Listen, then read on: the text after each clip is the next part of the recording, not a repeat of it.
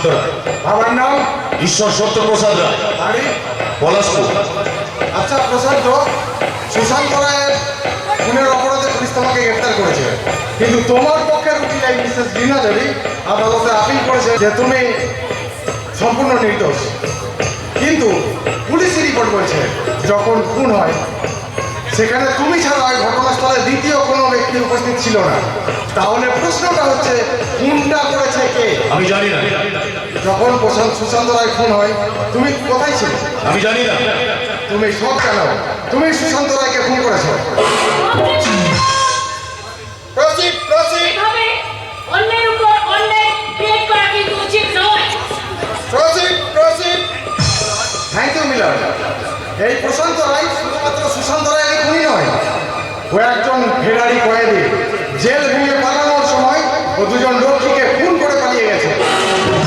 আপনার কিছু বলার আছে? অবজেকশন হলো আরো অতীত জেনে নিয়ে এসে শুধুমাত্র অনুমানের উপর ভিত্তি করে কাউকে খুনি সাব্যস্ত করা যায় না। আপনার আর কি বলার আছে? No sir. আপনি শুরু করুন। Thank you Milan. এই বিষয়ে আমি প্রথমে পুলিশ ইন্সপেক্টর মিলন বাবুকে কিছু প্রশ্ন জিজ্ঞাসাবাদ করতে চাই। করুন।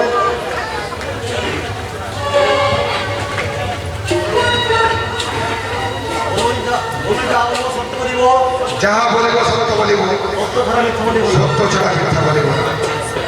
আচ্ছা ইন্সপেক্টর, আপনার রিপোর্টের বয়ান অনুযায়ী বাদশা ওরফে প্রশান্ত রায় সুশান্ত রায়কে খুন করেছে, তাই তো? আচ্ছা, খুনটা আপনি নিজের চোখে দেখেছেন তো? না মানে? মেলো, পুলিশ ইন্সপেক্টর নিজেই জানেন না কে বা কারা এসে সুশান্ত রায়কে খুন করে গেছে। শুধুমাত্র চোখের সামনে যাকে দেখেছে তাকেই পুলিশ সন্দেহ করে অ্যারেস্ট করে আদালতে হাজির করেছে। না মানে আমরা যখন বাচ্চাকে চারদিকে ঘিরে ফেলি তখন ওই গলির মধ্যে বাচ্চা ছাড়া কেউ ছিল না। তাই বাচ্চাকে আমরা সুশান্ত রায় খুনি করে অ্যারেস্ট করি। আপনি মিথ্যে কথা বলছেন ইন্সপেক্টর।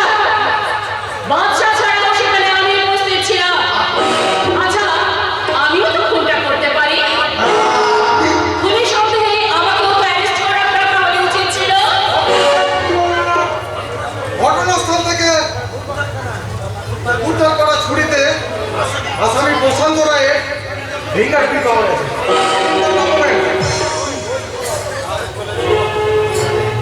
অবজেকশন হলো শুধুমাত্র অনুমানের উপর ভিত্তি করে বা ফিঙ্গারপ্রিন্ট দেখে কাউকে খুনি সাব্যস্ত করা যায় না। তাছাড়া সুশান্ত রায় তো প্রশান্ত রায়ের ছোট ভাই। কেউ বা কারা এসে সুশান্তকে বুকে ছুরি মেরে খুন করে দিয়ে পালিয়ে যায়। তারপর প্রশান্ত রায় তাকে দেখতে পেয়ে দিগ্বিদিক জ্ঞান শূন্য হয়ে সুশান্ত রায়ের বুকের উপর ঝাঁপিয়ে পড়ে ছোড়াটা হাতে করে তুলে নেয়। এটা তারই fingerprint। হ্যালো, সুশান্ত কিন্তু প্রশান্ত রায়ের ছোট ভাই। ভাই কি কখনো ভাইকে খুন করতে পারে না? পারে না। আচ্ছা বেলা, আপনি কি পারছেন না এটা ভাইকে? Sorry Bela, I am very sorry. উল্লেখিত প্রমাণ সাপেক্ষে এই প্রমাণিত হয় যে বাদশা ওরফে প্রশান্ত রায় সুশান্ত রায়ের প্রকৃত খুনি নয়। যদিও প্রশান্ত রায় একজন ফেরারি কয়েদি, তবু আজকের এই সুশান্ত রায় খুনের মামলায় আদালত বাদশা ওরফে প্রশান্ত রায়কে বেকসুর রায় দেবেন না রায় দেবেন না। এই আদালতে আমার কিছু বলবার আছে। দাদা, আমি হেমন্ত রায়। আমি আমার সুশান্ত রায়ের খুনের একমাত্র সাক্ষী। আপনার যা বলার আপনি কাঠগড়ায় এসে বলুন। বলবো সে বলবো, আজ আমি সমস্ত কিছু বলবো। এই জজের আসলে তার সৌভাগ্যের সবার কার বুকের পালে দিয়ে গড়া। কেই বা প্রশান্তকে বাদশা বানিয়েছে, আর কেই বা সুশান্তকে খুন করেছে। তার প্রকৃত কাহিনী আজ আমি আপনাদের সামনে শোনাবো। যা বলার কাঠগড়ায় গিয়ে বলুন।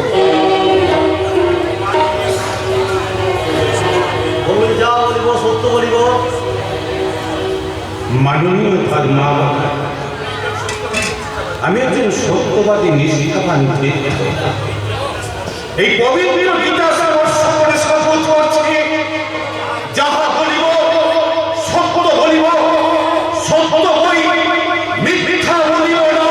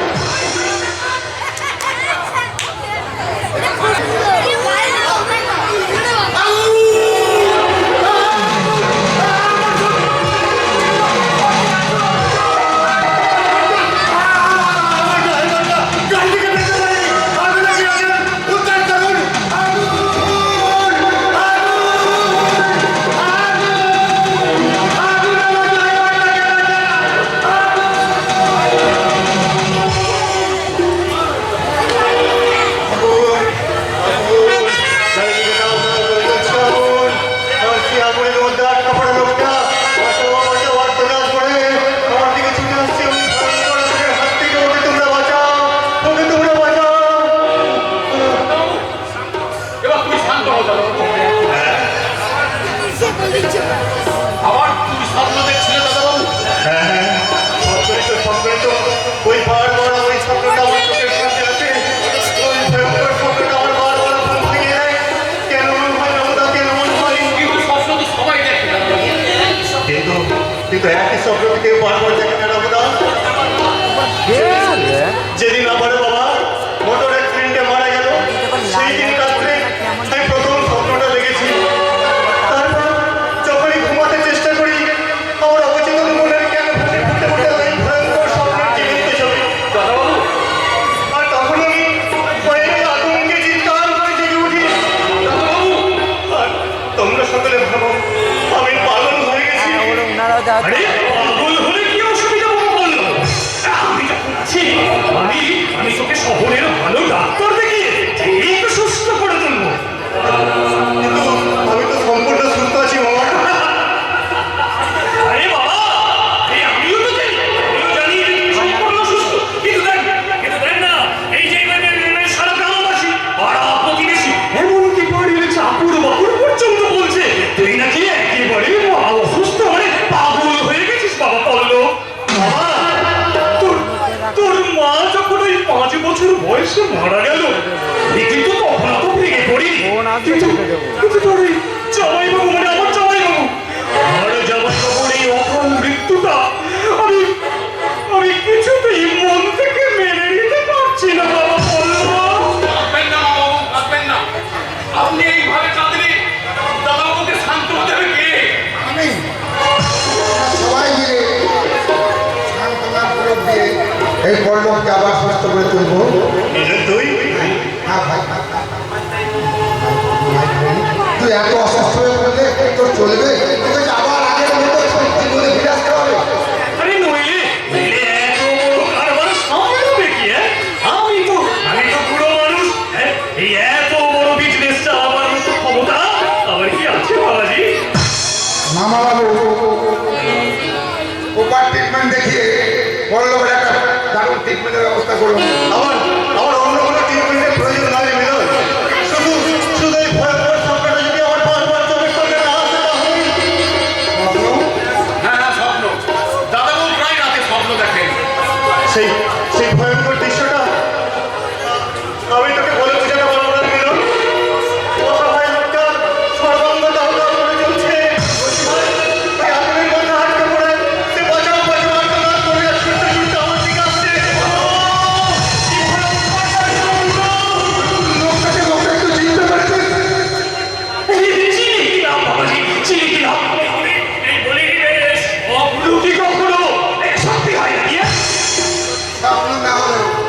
সত্যের ইঙ্গিত দেয় মামা বাবু। আপনারা বোধহয় জানেন না, এই সরকারি সূত্র অনুযায়ী কাকাবাবুর মৃত্যু রিপোর্ট তারপর ইঞ্জিন এটা ওয়ান টাইপ অফ মার্ডার।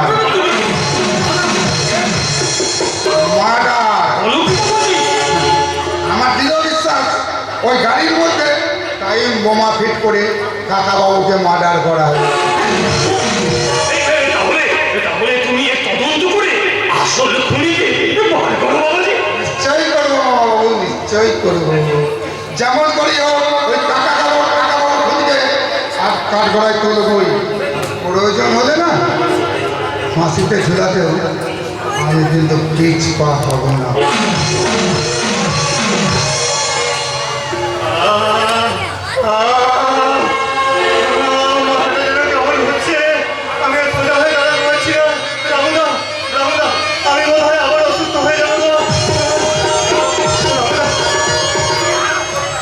অমন করো না দাদাবাবু, একটু শান্ত হও। কেন এমন হলো রামদা? কেন কেমন কারা আমার বাবাকে ভয়ঙ্কর ভাবে নৃশংসভাবে খুন করলো?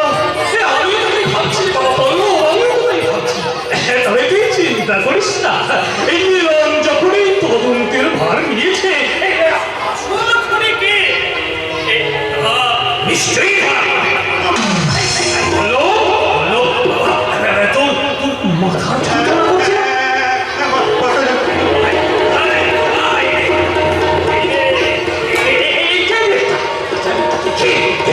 তুমি তো মন্ত্র যন্ত্রণা একটু কমে যাবে।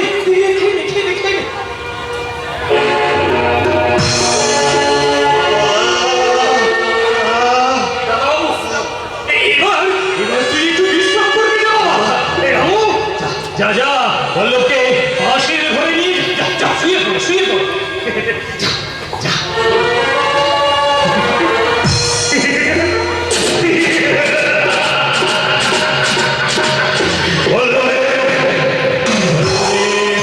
মাথার যন্ত্রণাটা একটু একটু কমবে। আস্তে আস্তে থাকে যন্ত্রণা।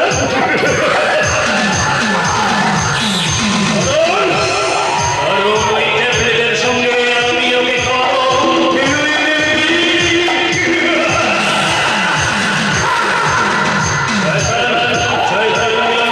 করতে পেরেছে কখনোই হতে পারবে না যে ওর ওই জামাই বাবু মানে সমস্ত সম্পত্তি আত্মসাৎ করার জন্য ওর এই মোটর গাড়িতে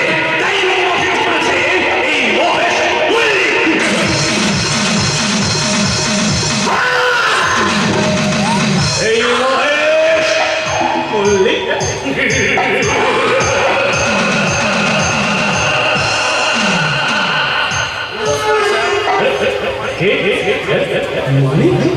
তুই আমি কথা দিচ্ছিলাম আজ রাত 8টার সময় আসবো।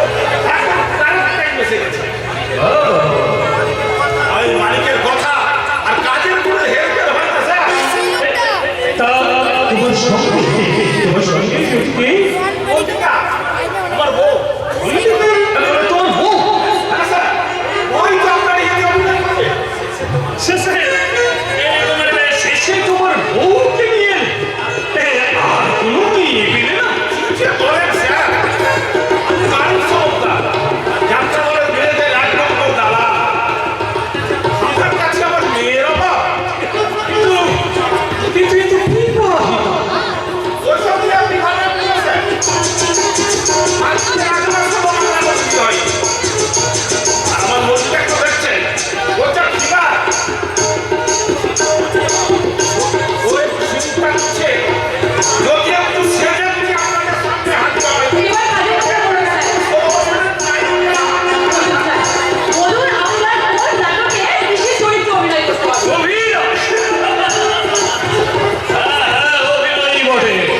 সংসার নাটকে স্ত্রীর চরিত্র বিরাজ করতে হবে।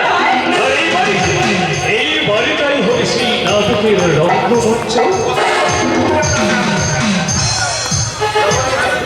বুঝতে পারলেন না? বুঝতে পারলেন না? আচ্ছা আচ্ছা, ঠিক আছে। চলো এই তোমার আসল বউ মল্লিকা আমার এই ভাগ্নে বলবে নকল বউ হয়ে এই বাড়িতে এসে ওর সাথে নকল ভালোবাসার অভিনয় করবে। তারপরে তোমার নকল বইয়ের নকল ভালোবাসায় যখন বলবো হাবুডুবু খাবি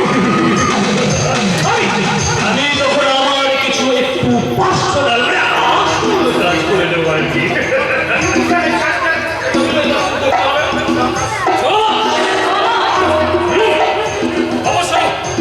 অবশ্যই এর জন্য তুমি মোটা অঙ্কের পারিশ্রমিক পাবে, মানে প্রতিদিন 1000 টাকা, 2000, 3000, 5000।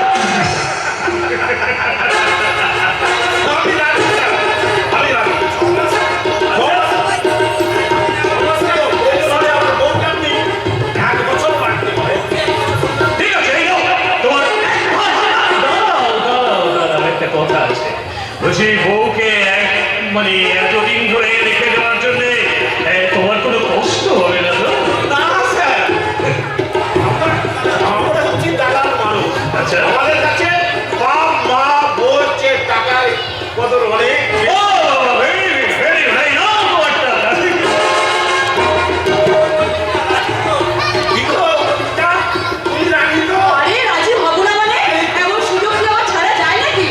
তা আমার কথা মতো তুমি এই পল্লবের মন জুগিয়ে মন নিয়ে ভালো করে ওকে খেলা করতে পারবে তো? কি যে বলেন স্যার, আমি আবার পুরুষ মানুষের মন জয় করতে পারবো না। আপনি দেখুন আপনার ভাগ্নের মন আমি কিভাবে জয় করি।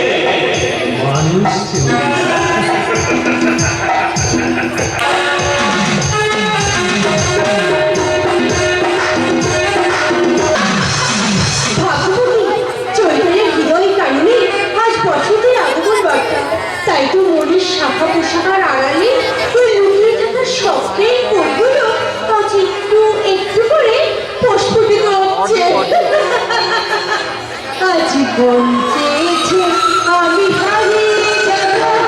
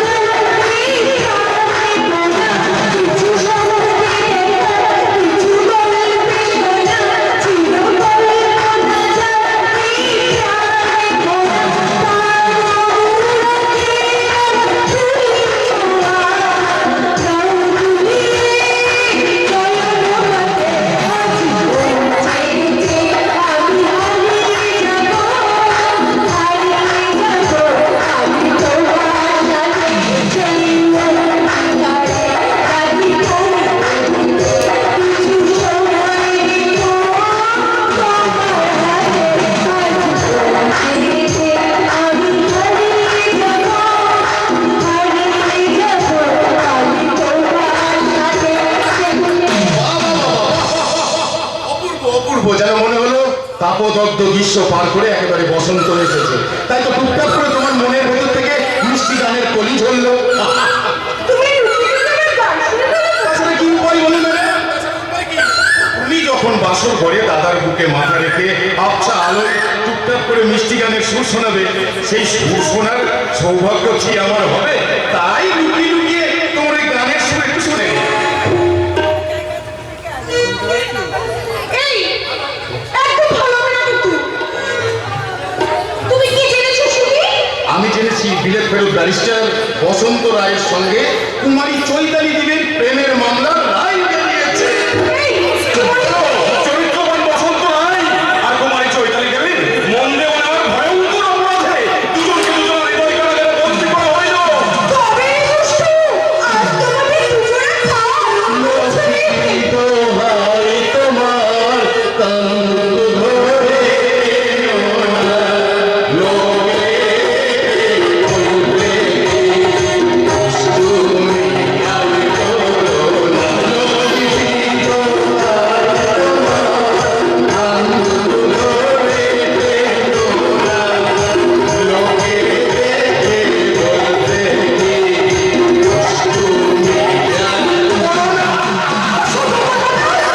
অসভ্যতার সীমা অতিক্রম করে এই বাদর দুটোকে তুমি কান্নেই আদর করবে চৈতালি।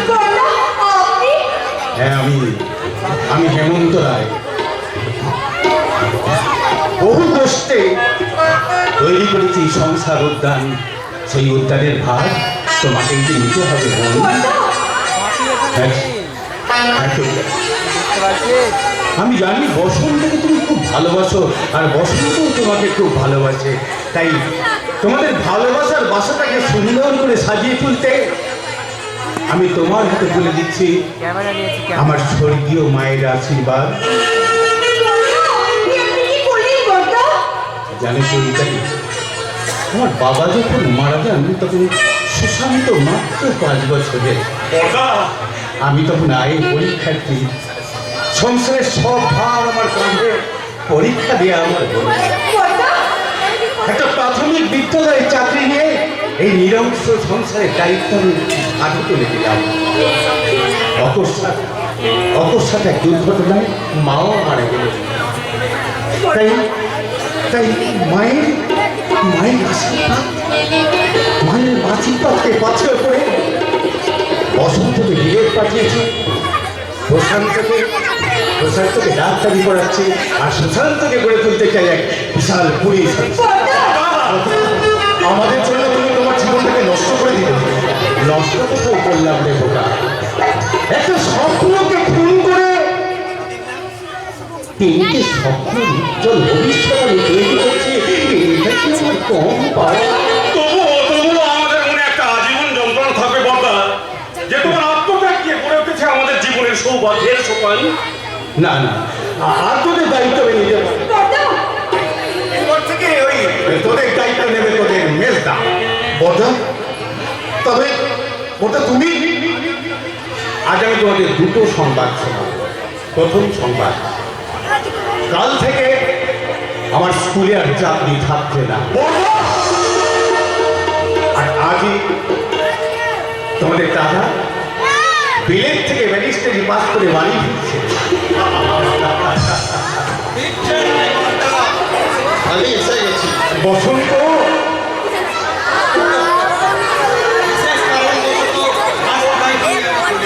পেশা বিলেত হলো ব্যারিস্টার ভাই, সে কখনো খারাপ থাকতে পারে? সবই তোমার আশীর্বাদ বর্দা। হ্যাঁ প্রশান্ত, তোরা ভালো আছিস?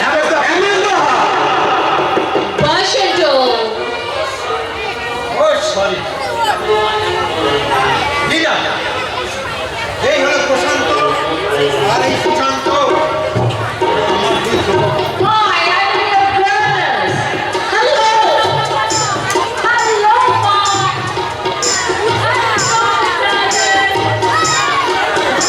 আর এই হলে আমার বর্দা। এই সম্পর্কে আমি তোমার মানে ভাসু।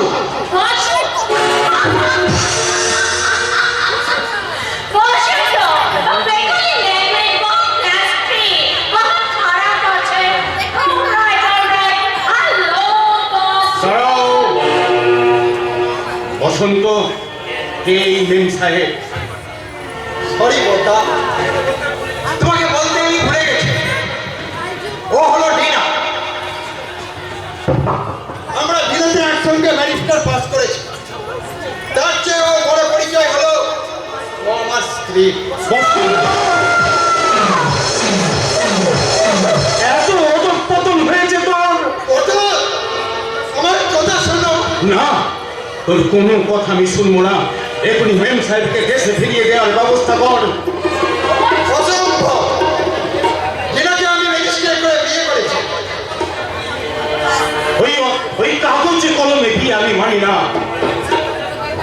শোন শোন বসন্ত, ওই মেম সাহেবকে বিয়েতে পাঠিয়ে তুই এখনই ওই চৈতালিকে কুলবধূ রূপে বরণ কর।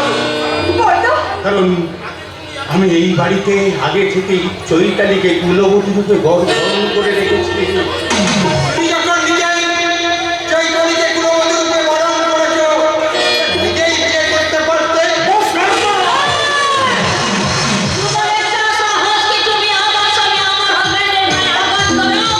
আমি কি তোমাকে চোট করে দিই? বসে তো, তোমাকে আমি বহুবার বলিয়াছি যে ইন্ডিয়ান কালার অফ জেন্টলম্যান না আছে, ওদের সঙ্গে চক্র রিলেশন কাটা করিয়া তুমি আমাদের দিচ্ছ। বসন্তকে আমার বুক থেকে কেড়ে নিয়ে আমার আশার সৌন্দর্যটাকে তুমি ভেঙে চুরমার করে দিও না। যেতে যদি হয় তুমি একাই যাবে। আমার শেষ কথা শুনে রাখো বর্দা, ডিনা আমার স্ত্রী। আর এই বাড়িতে তার যদি সামান্যটুকু অসম্মান হয়, আর তোমরা সবাই মিলে যদি ওই মূর্খ মেয়েটাকে আমার জীবনের সঙ্গে মিশিয়ে দিতে চাও, তাহলে আমি ডিনার তোমাদের সঙ্গে ভাইয়ের সম্পর্ক ছিন্ন করে ডিনার হাত ধরে আমি বিদেশে চলে যেতে বাধ্য। বসন্ত!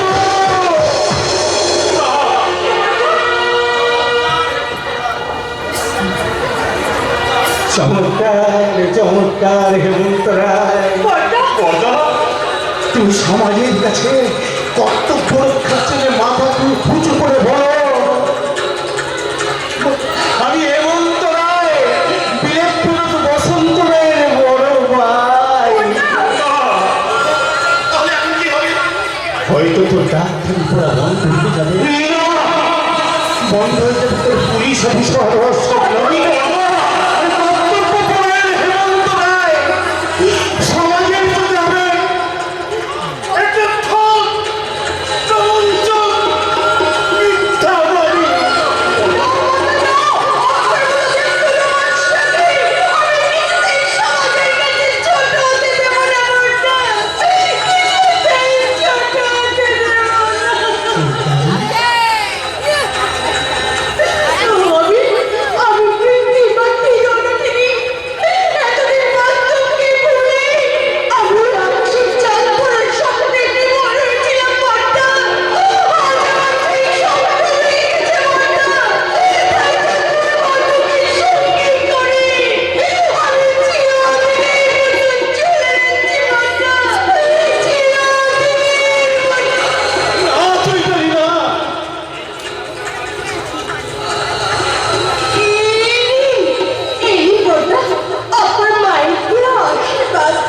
মায়ের আশীর্বাদ ফিরিয়ে নিতে হবে। সমাজ সংসারের কাছে সাজতে হবে বিদ্রুপের পাত্র।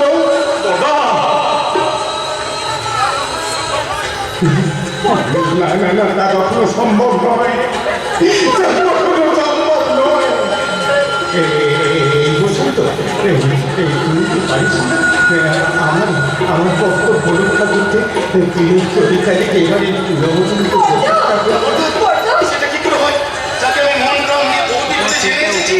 না, না, সেটা ভুলে যাবে, বসন্তকে ভুলে যাবে।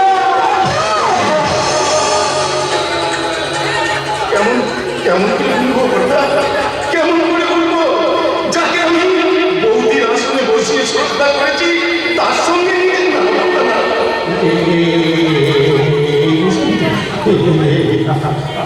আমি তো বড় ভাইয়ের হাত ধরে ধরে অনুরোধ করছি। আমার কর্তব্যকে রক্ষা করতে, আমার আদর্শকে অক্ষুণ্ণ রাখতে তুই চুরিদারিকে গ্রহণ কর।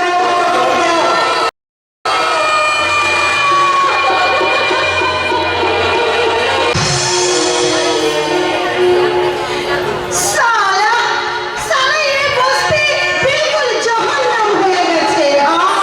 এখানে प्यार मोहब्बत से কোনো फायदा না আছে। এখানে लड़की को खाना माफी খেয়ে বদলে ছোটরা বানায় পথে ছুঁড়ে ফেলে দেবে। কিন্তু এই তিতলি ऐसी लड़की না আছে। আমি যাযাবরী लड़की আছি। আমার দিল बहुत ऊंचा আছে। और से लिए हमारे सपने को शहजादा कर लिए मोहब्बत से गाना सीखता हूँ। परदेसी जाना नहीं मुझे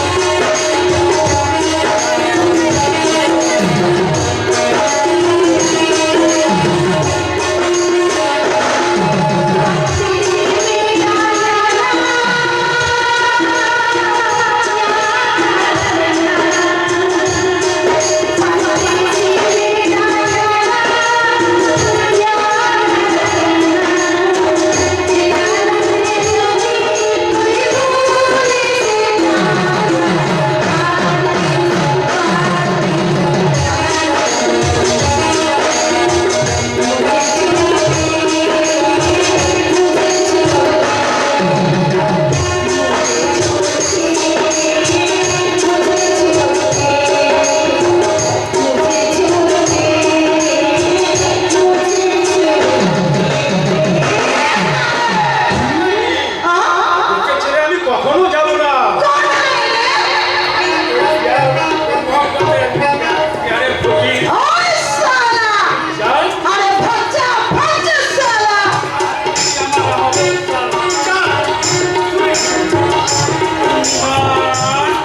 ओए साला तू যদি ভাগ না যা তো আমি তোকে লাথি মারে ভাগ দেবো পঞ্চমস্তান আমাকে সালি লাথি মেরে ভাগাবি। সালামায় পঞ্চমস্তান বলে সবাই ভয় খায়। 9 বছর থেকে 90 বছর ছুরি পর্যন্ত ভয়ে জুজু হয়ে কাঁপে। আর তুই কি না আমাকে লাথি মারবি বল? बोला बोला तो क्या हुआ हाँ? तू যদি সহজে না যাস আমি তোর মুন্ডু ভাঙে দেগা তোকে লাথ মারেগা বললি সালে তোর করে উঠি যা তোমার বেলায়।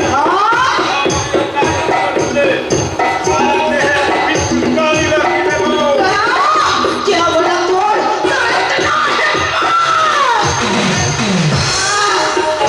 साले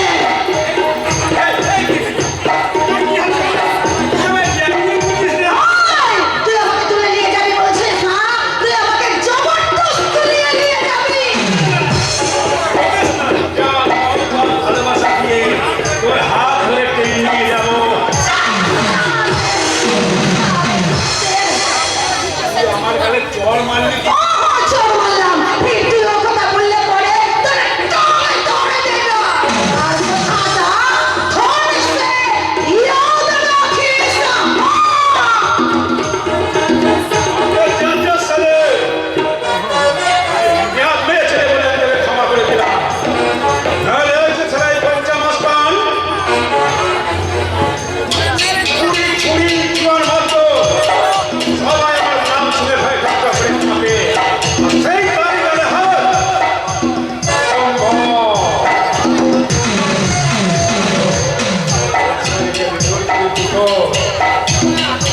ছোট্ট বড় ওখানে আদর করেই মেরেছে। যেন গালটা একটু সুশ্রী দিয়ে দিলে আমার যে কি ভালো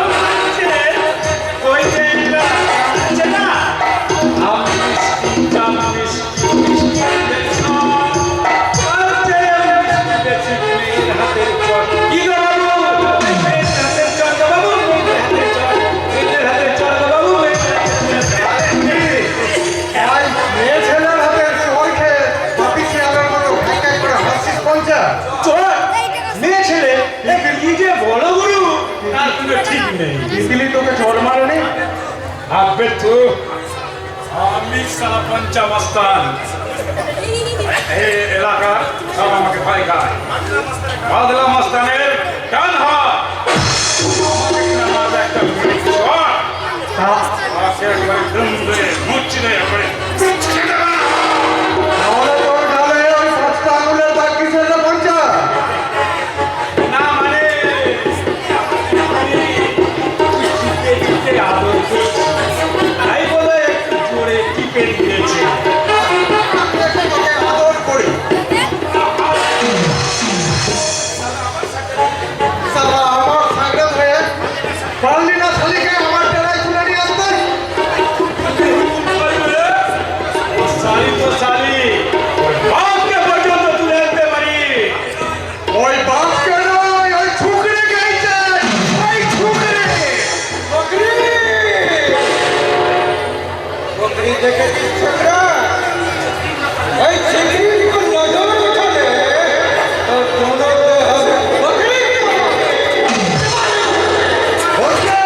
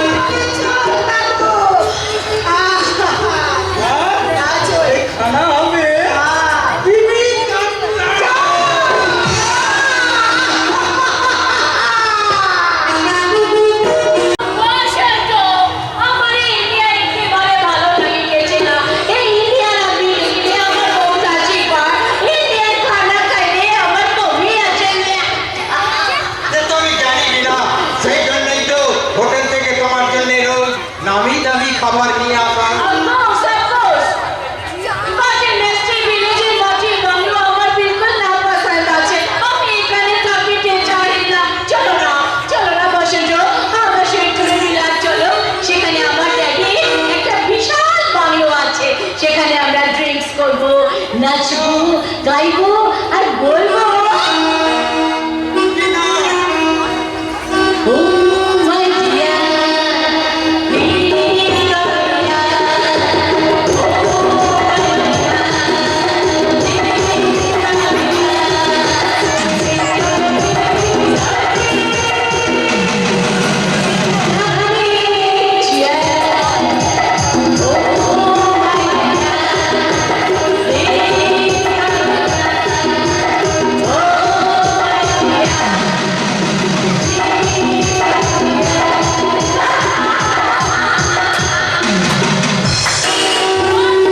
চমৎকার।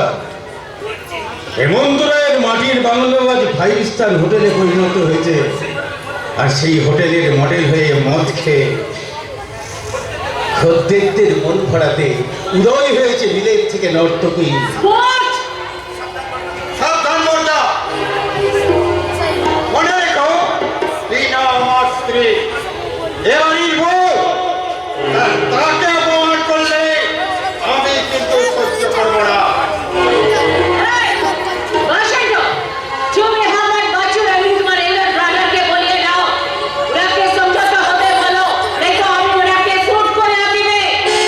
ফুটফুট করে মদ খেয়ে বিলিতি কায়দায় কুমুর দোলালে মেমসাহেব হওয়া যায়, কিন্তু বউ সাজা যায় না। তুমি কি ভাবলে বর্দা? আমি তোমার মতো হাঁটুর ওপর নামে ফুটি পড়ে কেউ চাষা বলছো সেজে এই গ্রামে বেড়ে থাকবো। আসলে শাড়ি পরে কান ঘোমটা দিয়ে কানের মতো সিগারেট টিপ দিয়ে দেখকাছি সেজে ঘরের পরি কলম হয়ে বসে থাকবে। তাই সাজবে।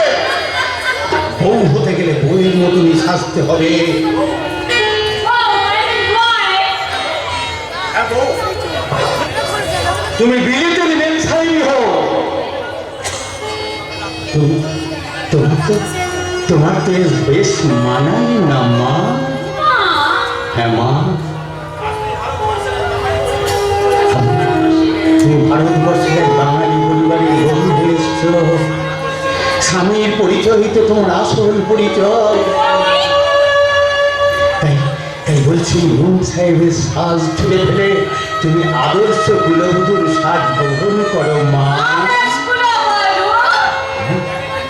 তোমার এই জ্ঞানের লেকচার এই টিনাকে না দিয়ে বসন্তর বউ চৈতালিকে দিও, কাজে লাগবে। বসন্ত, বসন্ত নয় বলো স্বামী। স্বামীর সংসারে কুলবধূ তুমি, এ বেশ তো তোমার মানাই না মা। তোমার পরনে থাকবে লাল তেরে গরমের শাড়ি, কপালে থাকবে ঘোমটা, লাল টকটকে সিঁদুর লিপি। আর তুমি সন্ধ্যা প্রদীপ নিয়ে ঠাকুর ঘরে গাইবে তুমি মঙ্গল করো নির্মল করো মলিন মর্ম মুছায় তব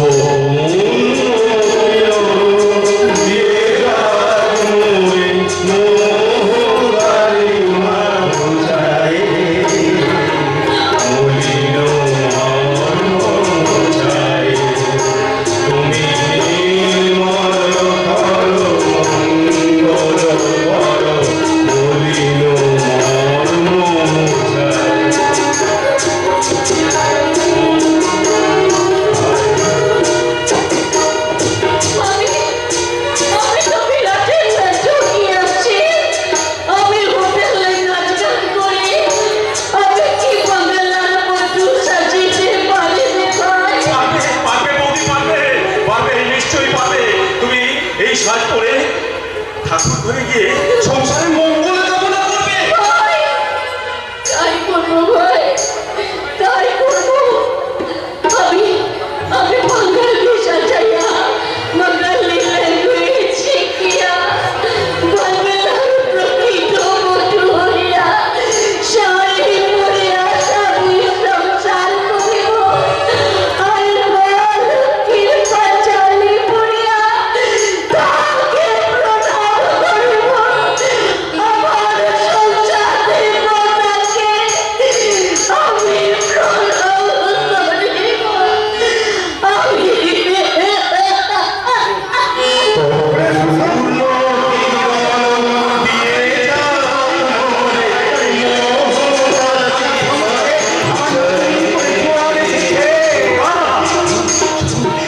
সংসারকে নতুন করে প্রতিষ্ঠা করবে আমার আমার দুই পূজারি। হ্যাঁ হ্যাঁ বর্দা, তাই তোমার সুখের রাজপ্রাসাদে প্রবেশ করতে তোমার আশীর্বাদ দিতে আমি এলাম। শান্তি কুলসজ্জার পূর্ব লগ্নে তোমার আশীর্বাদ যে আমাদের জীবনের চলার পথের পাথর বর্দা। কি হলো চৈতালি, তুমি দাঁড়িয়ে আছো কেন? বর্দাকে প্রণাম করো।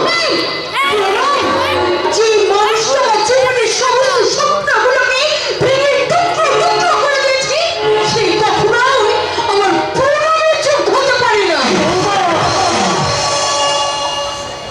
খুব তো সুখী হয়েছেন দেখছি, তা একটা মেয়ে জীবন নষ্ট করে সুখী শান্তি আপনার লজ্জা করছে না? তুমি কি সেই চৈতালি এ কথা বলছো? সেদিনের চৈতালি মরে গেছে। তোমাদের আদর্শবান বর্ধা তার আদর্শের বড়াই করে এই চৈতালিকে পুতুল সাজিয়ে তার খেয়ালি মনের খেলা খেলেছে। তাই ফেরত ফেরত ব্যারিস্টারের ভাবি স্ত্রী আজ একটা বেকার বাউন্ডারি স্ত্রী। চৈতালি, বৌমা, বৌমা তুমি কি অসুস্থ? না, আমি সম্পূর্ণ সুস্থ আছি। তাই তো সম্পূর্ণ সুস্থ আছি বলে আপনাকে আমি কয়েকটা প্রশ্ন করছি। দয়া করে আপনি তার জবাব দিন। বলুন, আপনি আমাকে কথা দিয়েছিলেন আপনার মেজ ভাই বসন্তের সঙ্গে বিয়ে দিয়ে আমাকে বউ করে ঘরে তুলবেন। কেন কেন আপনি সে কথা রাখেননি? জবাব দিন, উত্তর দিন আপনি। দক্ষিণ যখন উত্তর হয় তখনই তো হয় দিগ্ভুল। তাই তোমার প্রশ্নের উত্তর তোমার জানা নেই বৌমা।